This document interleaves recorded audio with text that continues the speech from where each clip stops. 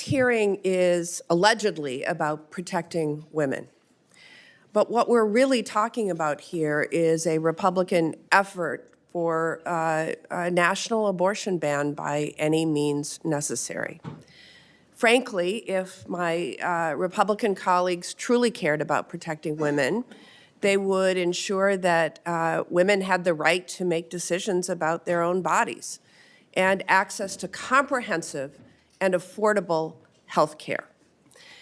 We're currently facing an ongoing health care crisis in this country.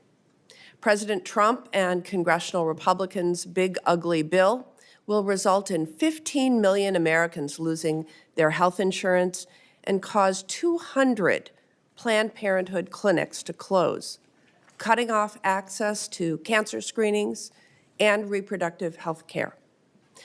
The 24 million Americans who rely on the Affordable Care Act marketplace are facing drastically increased costs fueled by the expiration of enhanced premium tax credits.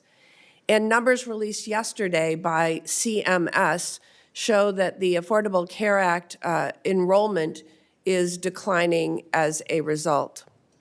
Dr. Verma, you touched on this in your testimony, but how do these Republican actions to limit women's access to health care generally and reproductive health care specifically, how does that affect the patients that you see?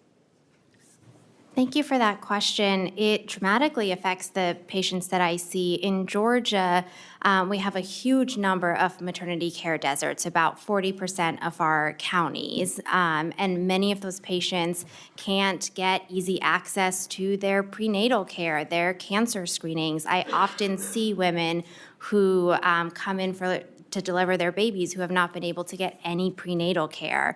And these cuts are making that much worse. And so we are creating a world where women can't get access to the abortion care they need. They also, when they choose to parent, cannot safely continue their pregnancies and deliver because they can't get the health care that they need.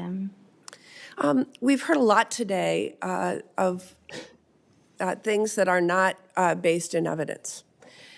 Here are the facts. Mifepristone has been FDA approved for nearly 25 years. More than 100 peer-reviewed, robust clinical studies have confirmed its safety. 99% of patients who took the abortion pill had no complications. My Republican colleagues are citing studies that simply don't pass muster.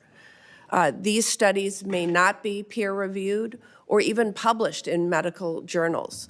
So, Dr. Verma, could you share the difference between the over 100 studies affirming the safety of mifepristone and the so-called studies that my Republican colleagues have chosen to highlight at this hearing? Thank you for that question. Absolutely. Just as you mentioned, we have over 100 high-quality, peer-reviewed studies showing mifepristone's safety and effectiveness. Less than 10, 2 have been retracted to suggest that mifepristone is not safe. One that is commonly cited and that we've heard about today, even the CEO of the Association of Pro-Life OBGYNs admitted the paper is not a study in the traditional sense and is not proof of anything. It was a policy paper that was self-published that mislabeled serious adverse events. It included routine care as serious adverse events and really falsely made claims about everything it was saying. And so, yes, the science on this is more than settled, which really does beg the question of what are we doing here today, right? The science is settled. I think any person of science can compare these over 100 studies to the less than 10, 2 have been retracted, all of which are deeply flawed if you look at them as a person of science. I think any person can say the science is settled. And so, again, what are we doing here today? And it may be that we are here today because people in this room feel uncomfortable with abortion. And that's okay, and we can talk about that, and we can have an honest conversation about that and complexity and the reasons that my patients need abortion care. but we should not pretend that this is an issue of the science.